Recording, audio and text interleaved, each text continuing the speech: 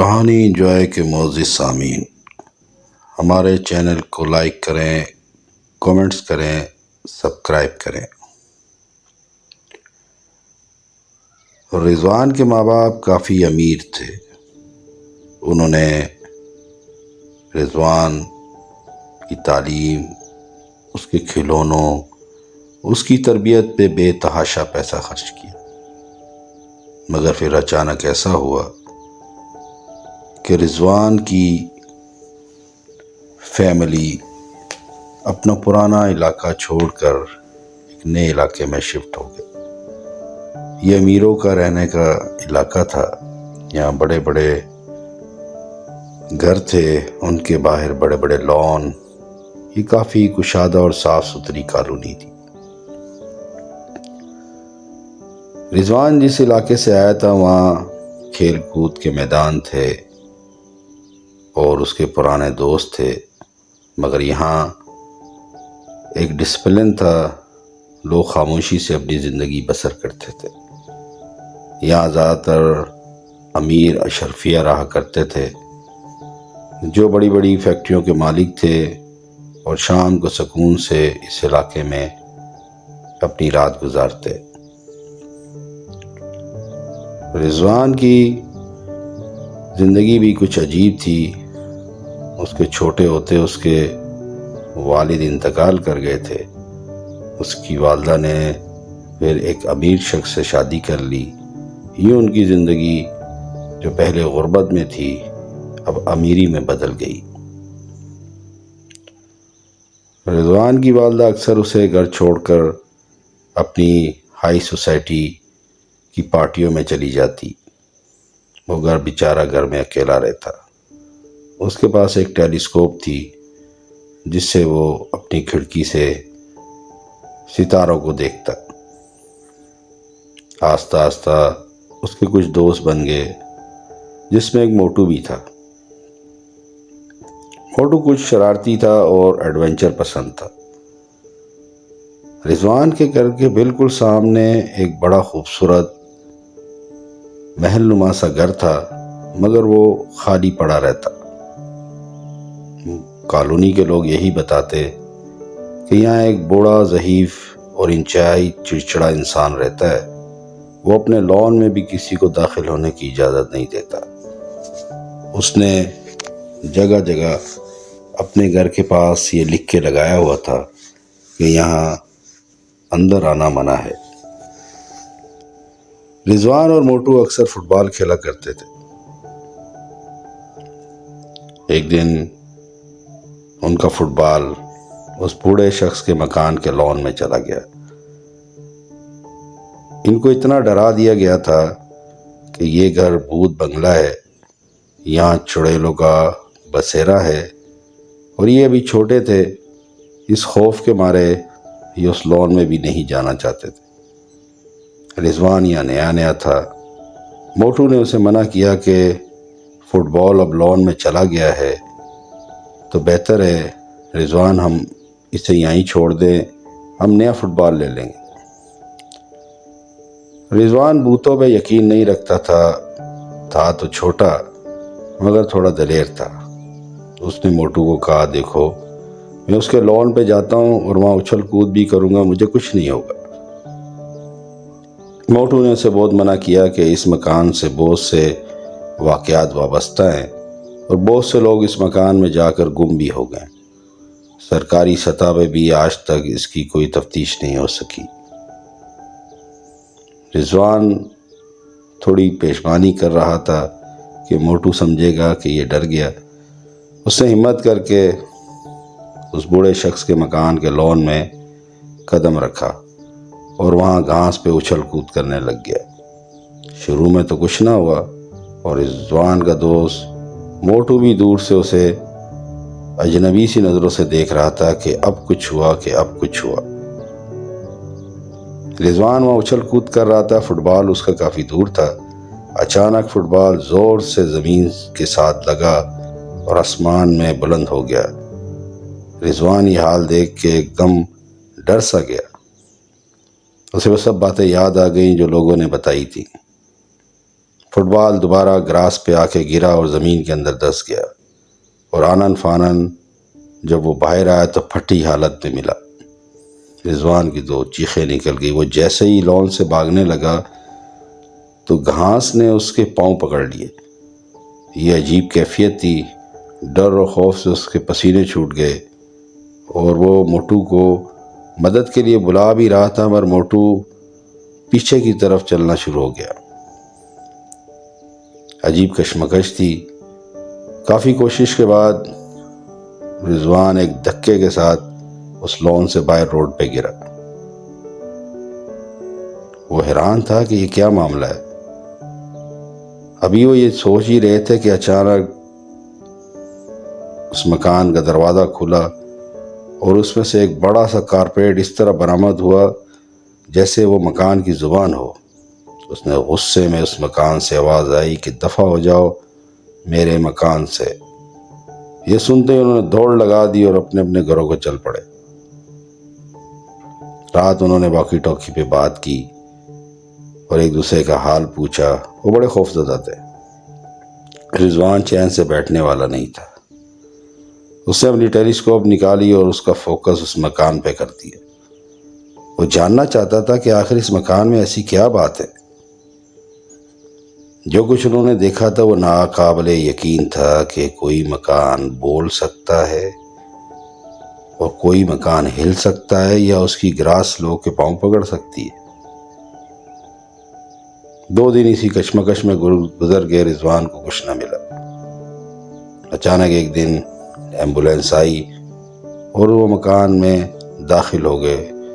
انہوں نے وہاں اسٹریچر پہ اس بوڑھے شخص کو لے کر باہر کی طرف وین میں ڈال دیا۔ ایمبولینس ہاسپٹل کی طرف روانہ ہو گئی، تو رضوان کو یقین ہوا کہ ضرور اس مکان میں کوئی رہتا ہے۔ اس سے موٹو کو کہا، موٹو بڑا یہاں سے جا چکا ہے، کیوں نہ ہم اس مکان کی تلاشی لیں۔ موٹو نے اسے بہت منع کیا، مگر دوست کی بات تو ماننا ہی پڑتی ہے۔ آخر انہوں نے اپنے کھلونے نما گنیں اٹھائیں، اس میں پانی بھرا اور چل پڑے مکان کو سر کرنے۔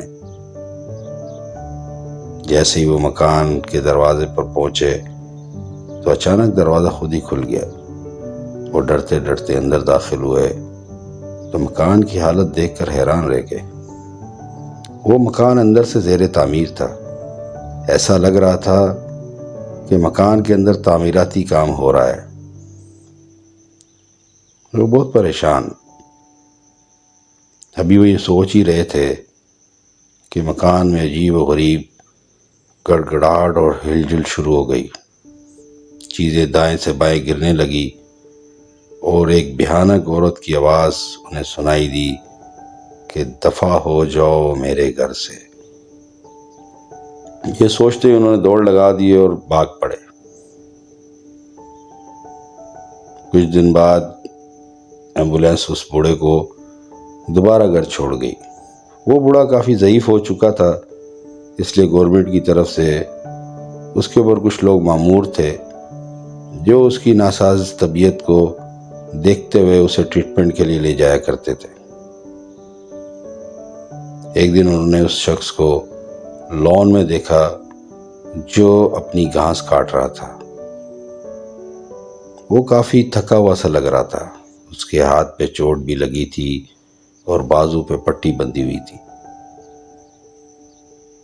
یہ تھوڑا سا اس کے قریب گیا اور اس سے مخاطب ہو کر گفتگو کی کوشش کرنا چاہی، تو پہلے تو بوڑھے نے ناگواری ظاہر کی، مگر پھر اس نے انہیں ڈانٹ کر اپنے گھر سے دور رہنے کو کہا۔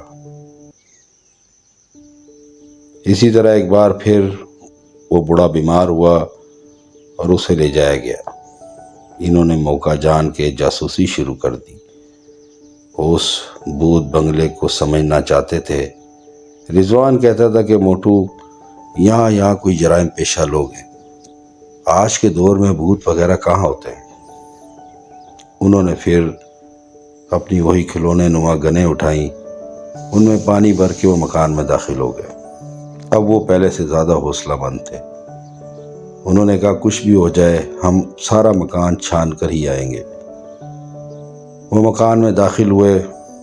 مکان اندر سے کافی وسیع تھا، وہ 3 منزلہ مکان تھا، مگر وہ حیران تھے کہ مکان زیر تعمیر کیوں ہے۔ اس کے زینے، اس کی چھتیں، سب ایسے تھا جیسے ان پہ پلستر ہو رہا ہو۔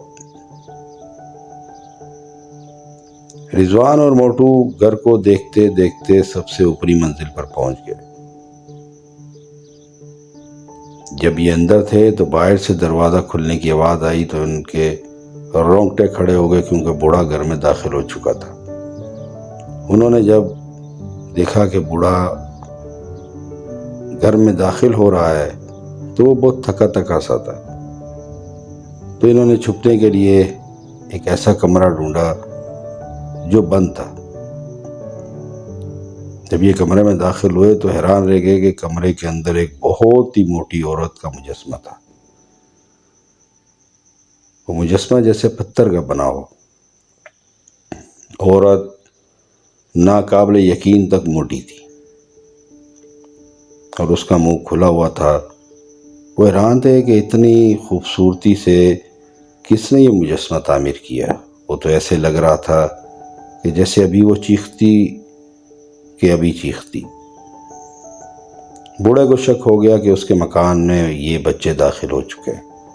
اس نے چیخنا چلانا شروع کر دیا۔ اس کے چیخنے چلانے کے ساتھ ہی مکان کی تمام چیزیں خوفناک طریقے سے ہلنے لگ گئی۔ آسمان پر بھی بجلی تیزی سے کڑکنے لگی اور بارش کی آمد ہو گئی۔ یہ رات کا وقت تھا۔ ایک خوفناک ماحول پیدا ہو گیا۔ رضوان اور موٹو ابھی چھوٹے تھے، وہ یہ خوفناک کیفیت دیکھ کے گھبرا گئے۔ آخرکار بوڑھے نے انہیں دبوچ ہی لیا۔ ابھی بوڑھا انہیں کچھ کہنے ہی والا تھا کہ اچانک اس کی طبیعت خراب ہونا شروع ہو گئی۔ رضوان اور موٹو نے اسے سہارا دیا اور ایک قریب پڑی ٹوٹی پھوٹی کرسی پہ اسے بٹھایا اور قریب پڑے ہوئے جگ سے اسے پانی پلایا۔ پہلے تو بوڑھا بہت غصے میں تھا، مگر بوڑھا جان چکا تھا کہ یہ گھر کے راز کو جان گئے ہیں۔ انہوں نے وہ مجسمہ دیکھ لیا جو وہ کسی کو نہیں دکھانا چاہتا تھا۔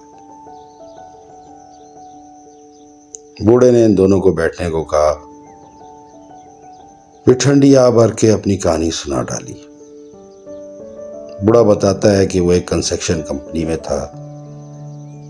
جہاں وہ عمارت بنا رہے تھے اس کے پاس ایک سرکس لگا کرتی تھی، اور سرکس میں پنجرے میں بند ایک موٹی عورت تماشائیوں کے لیے سرکس والوں نے رکھی تھی۔ وہ عورت روتی رہتی تھی کیونکہ کوئی اس سے پیار نہیں کرتا تھا۔ بوڑھے نے کہا، میں اس وقت جوان تھا۔ میں نے ادائے ہمدردی اس عورت کو شادی کا پرپوز کیا اور ہم دونوں نے شادی کر لی۔ میں اپنا سب کچھ بیچ باچ کر یہاں آ گیا۔ اس وقت یہ کالونی کچھ بھی نہ تھی، یہاں صرف میرا ہی گھر تھا اور آس پاس ویران ہی ویرانہ تھا۔ بوڑھا بتاتا ہے کہ میری بیوی تھوڑی چڑچڑی تھی، کیونکہ جب اسے سرکس میں رکھا جاتا تو لوگ اس کے اوپر پتھر مارتے، انڈے مارتے، جس سے اسے کافی پریشانی ہوتی۔ بوڑھا بتاتا ہے کہ میری بیوی چڑچڑی تھی۔ جب یہاں آس پاس آبادی ہونے لگی تو جب بچے شور کرتے تو وہ انہیں ڈانٹتی تھی اور کسی کو اپنے گھر کے پاس نہیں آنے دیتی۔ ہم اپنا گھر خود تعمیر کر رہے تھے کہ ایک دن ایک ایسا حادثہ ہوا جس سے ہماری زندگی مکمل طور پر تباہ ہو گئی۔ بقول بوڑھے کے اس کی بیوی اوپری منزل پر تھی، وہ نیچے سیمنٹ بجری کو مکس کرنے کے لیے ایک مشین کو چلا رہا تھا۔ کیونکہ وہ کنسٹرکشن انجینئر تھا، اس نے ایسی چھوٹی موٹی مشینیں اپنے گھر کے اندر ہی رکھی ہوئی تھی۔ اس نے کہا، ایسا عجیب اتفاق ہوا کہ میری بیوی کا وزن بہت زیادہ تھا، وہ اپنا توازن برقرار نہ رکھ سکی اور اوپری منزل سے گر پڑی۔